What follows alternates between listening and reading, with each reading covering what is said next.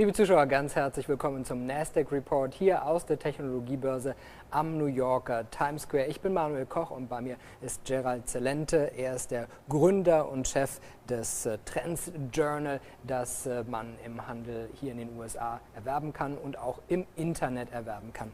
Gerald, thank you so much for joining us today. Thank you.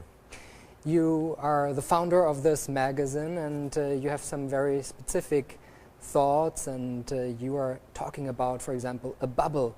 So what's your opinion about the markets today? Well, the markets are being held up by all of this cheap money being flooded into it.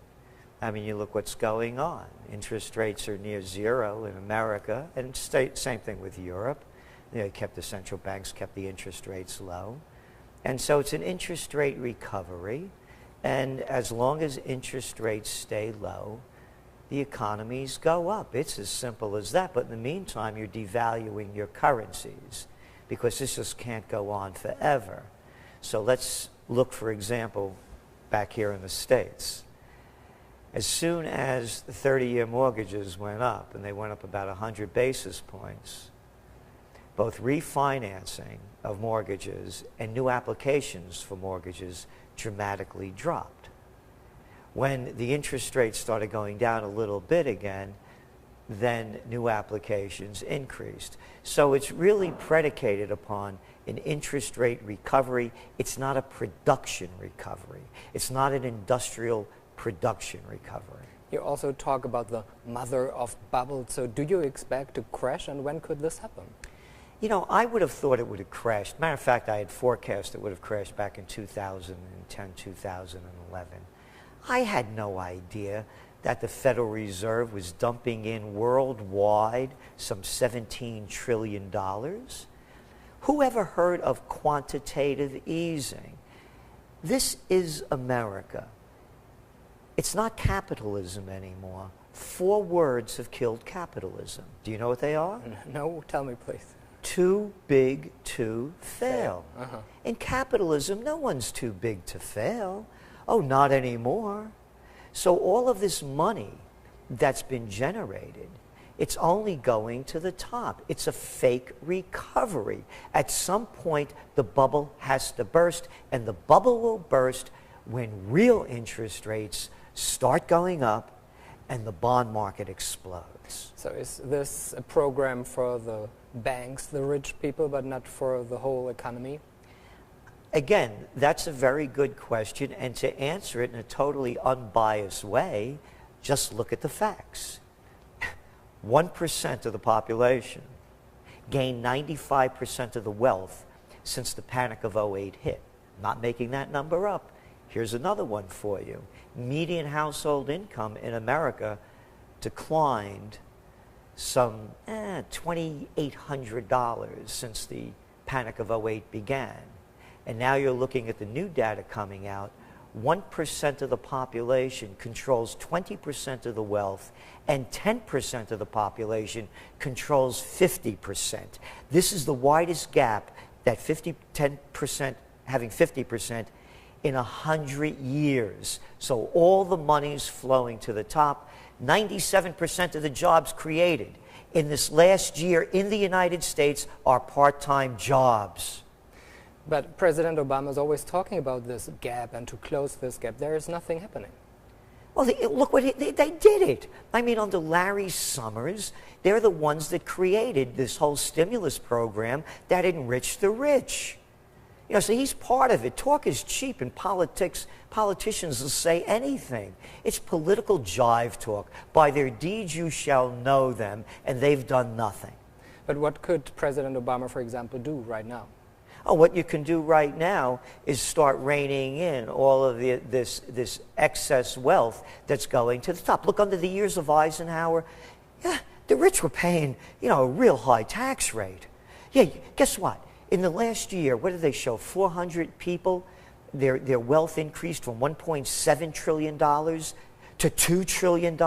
That's bigger than the GDP of Italy. Yeah, how about taxing them really heavy?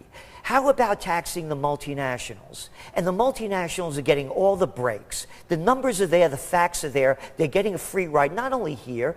Why are they going to Ireland?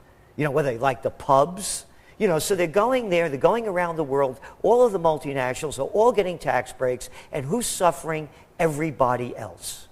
Let's talk about, let's get back to the stock market. So do you think it's a good time to invest right now, or would you personally be like very cautious, or what are you thinking?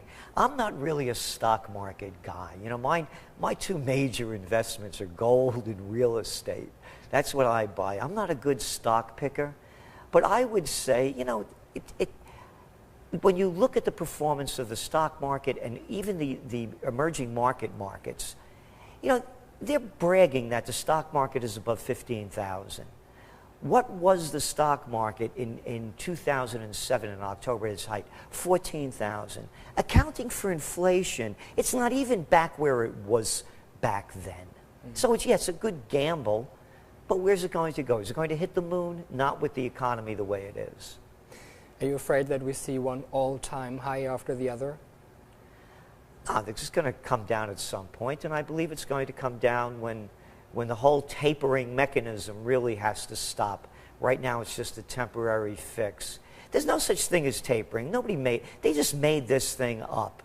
And so when the tapering really stops, this whole thing goes down. Look what it's done to the emerging markets. All that tapering money went over to all the hot markets, and now the money flows they're trying to stop them. Look what's going on in Indonesia, in India. They're raising interest rates at a time when the money is leaving, trying to protect their currencies as the economies are going down. It doesn't take a genius to figure it out. If you raise interest rates when your economy is already slow, guess what? It's going to slow down more.